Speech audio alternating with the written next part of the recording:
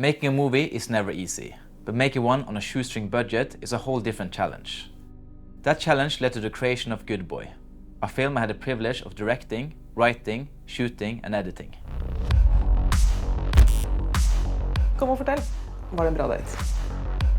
Han er kjekk. Litt genert, men på en sånn sjarmerende måte. Hva er det du gjør? Jeg teller antall kalorier jeg har drukket.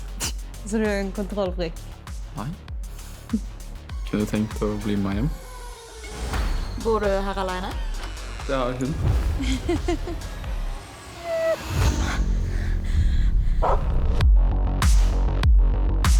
Despite our limited resources, the film not only had a successful festival run, but also went viral after its release, reaching audiences far beyond what we ever expected. Videos about Good Boy have collectively reached around 300 million views. What started as a single clip snowballed into many clips, and we quickly realized that the film wasn't just a niche indie, it had captured a much broader audience.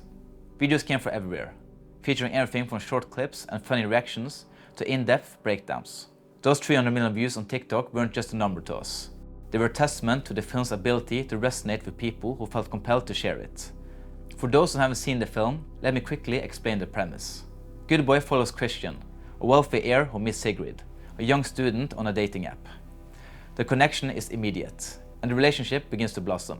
But everything takes a strange turn when Sigrid discovers that Christian lives with Frank, a man who dresses up and constantly acts like a dog. Du sa du hadde en hund. Ikke et fucking menneske i en hundedrakt.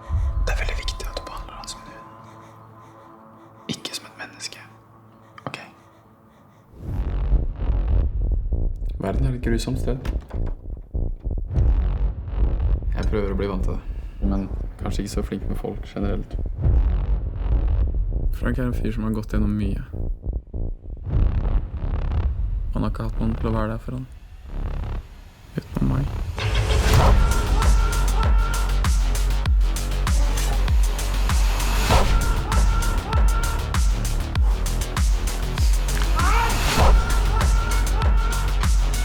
Frank var den eneste som likte meg for den jeg var.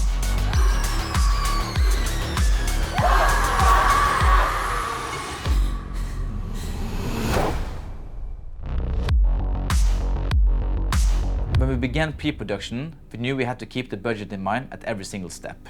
Writing the script was the first hurdle. The challenge was to write a film that felt authentic and engaging, but didn't require a ton of expensive locations or special effects. So, we made a conscious decision to minimize the number of characters and locations. Every scene had to justify its existence. It wasn't just about saving money. It was about focusing the narrative and making the most of the limited resources at our disposal.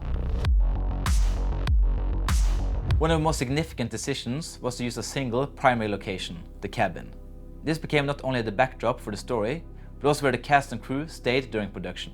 The cabin was central to our strategy. By staying on location, we saved money on accommodations and also gained valuable time that would have been spent commuting back and forth from different locations. It also created an immersive experience for everyone involved in the film. Living together in the same space helped to foster a unique dynamic among the cast and crew. The production schedule was intense, to say the least. We shot the entire film in just 15 days. With a crew of 4 people and a cast of 4 actors, every day felt like a sprint. Everyone on set wore multiple hats. I was directing and operating camera. The crew was incredibly resourceful, stepping in to take on roles beyond their usual responsibilities. This was a crucial part of the process. Being able to wear multiple hats kept the production moving and made it feel like we were all working toward the same goal. We also made the decision to use only natural and practical light, which was both a financial necessity and an artistic choice. Without a large budget for lighting equipment, using the sun as a primary light source was the most practical solution. It also gave the film a grounded, organic feel. Scheduling was crucial, as we had to work around the movement of the sun. We had to be incredibly precise and make sure every shot was planned out to make the most of the natural light available to us. The actors wore their own clothes for the roles, which was another way to save money, but also to make the characters feel more real and lived in. The actors brought personal touches to the roles, and I think that made their performances feel raw and honest. This also helped to keep the film grounded in reality, something we really wanted to capture. When the shooting wrapped, we moved into post-production. Without the resources to hire an editing team or sound designers, I took on both tasks myself. I was learning as I went, teaching myself how to color grade and mix sound. The goal was to maintain a natural, grounded feel. We wanted the film to feel like it had a certain warmth in some moments and an eerie coldness in others. Sound design was equally important. I knew the film needed a strong audio presence to match its disturbing tone. I worked with our sound recordist to mix the film in 5.1 surround sound, which was another first for me. Creating an immersive auditory experience that complemented the visual tension was key to enhancing the overall atmosphere of the film. After post-production, we were ready to share Good Boy with the world. It has premiere at Beyond Fest, a festival known for showcasing bold, genre-defining films. We were fortunate to be included in such a prestigious lineup. The reception was beyond what we expected. The audience seemed to connect with the film's uniqueness and unpredictability. That was one of the first moments when we realized that we might have something special in our hands. From Beyond Fest, the film went on to screen at festivals like Fantaspoa, Fright Fest and others across the globe. These festivals gave us the chance to meet people from all over the world who had connected with the film. Traveling to Spain, France and other countries to watch the film with audiences was one of the most rewarding parts of the experience. We got to hear directly from viewers who had seen the film, and it was fascinating to hear the different interpretations of what it all meant. In terms of critical reception, Good Boy has been well received.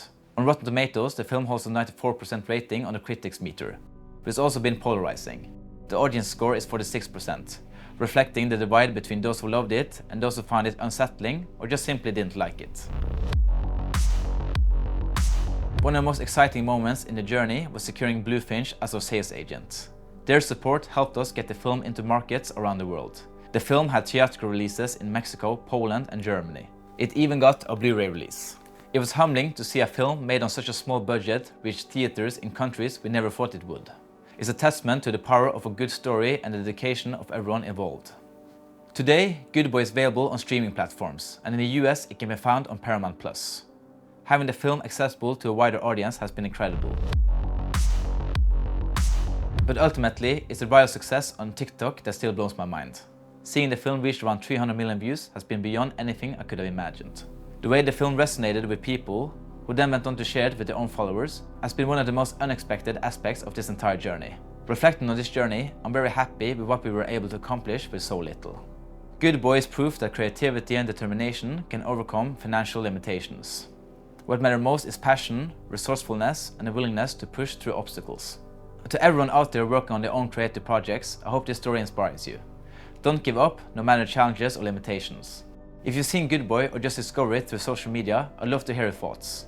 Please leave a comment below and let me know what you think. Thank you for watching and for supporting independent films like ours. You made all of this possible.